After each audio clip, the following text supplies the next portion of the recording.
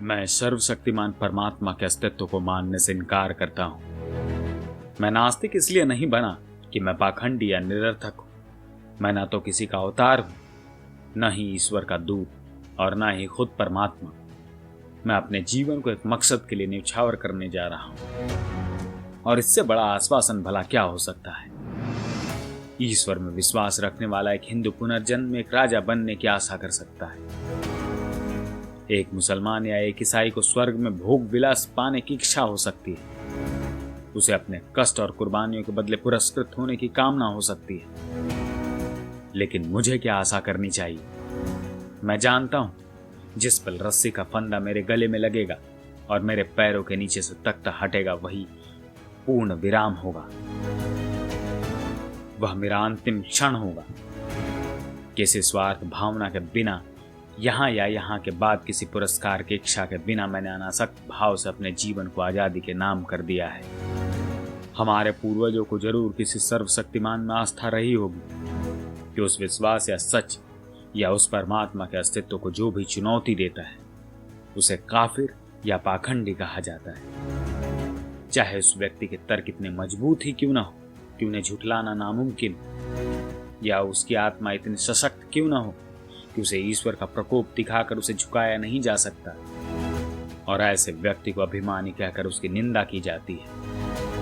मैं घमंड की वजह से नास्तिक नहीं बना। ईश्वर पर मेरे अविश्वास ने आज मेरे सभी परिस्थितियों को मेरे प्रतिकूल बना दिया है, और ये स्थिति और भी ज्यादा बिगड़ सकती है। जरा सा अध्यात्म स्थिति को काव्यात्मक मोड़ दे सकता है, लेकिन मैं अपने अंत से मिलने के लिए कोई तर्क नहीं देना चाहता। मैं यथार्थवादी व्यक्ति हूं। मैं तर्क की मदद से अपने आंतरिक प्रवृत्ति को दूर करना चाहता हूं। भले ही मैं इन कोशिशों में कामयाब नहीं रहा हूं, लेकिन यह मनुष्य का कर्तव्य है कि वह कोशिश करता रहे, क्योंकि सफलता संयोग और हालात पर ही निर्भर करती है। आगे बढ़ते रहने वाले प्रत्येक व्यक्ति के लिए यह जरूरी है कि वह आस्था के सभी सिद्धांतों में दोष ढूंढे। उसे एक एक कर सभी मान्यताओं को चुनौती देनी चाहिए। उसे सभी बारीकियों से परखना चाहिए और समझना चाहिए। अगर किसी कठोर तर्क वितर्क के बाद किसी वह धारणा पर पहुंचता है, तो उसे उसके विश्वासों को सराहा जाना चाहिए। उसके तर्कों को गलत या झूठा भी समझा जा सकता है, पर संभव है कि उसे सही ठहराया जाए, क्योंकि तर्क ही जीवन का मार्गदर्शक है। लेकिन विश्वास, बल्कि मुझे कहना चाहिए कि अंधविश्वास बहुत घातक है। वह एक व्यक्ति के सोचने समझने की शक्ति को मिटा देता है और उसे सुधार विरोधी बना देता है। जो भी खुद को यथार्थवादी कहने का दावा करता है, उसे पुरानी मान्यताओं को चुनौती देनी हो, और यदि आस्था तर्क के प्रहार को सहन न कर पाए तो वह बिखर जाएगी। यहाँ अंग्रेजों का शासन इसलिए नहीं है क्योंकि ईश्वर ऐसा चाहता है, बल्कि इसलिए है कि उनके पास ताकत है और हम में उनका विरोध करने का साहस नहीं।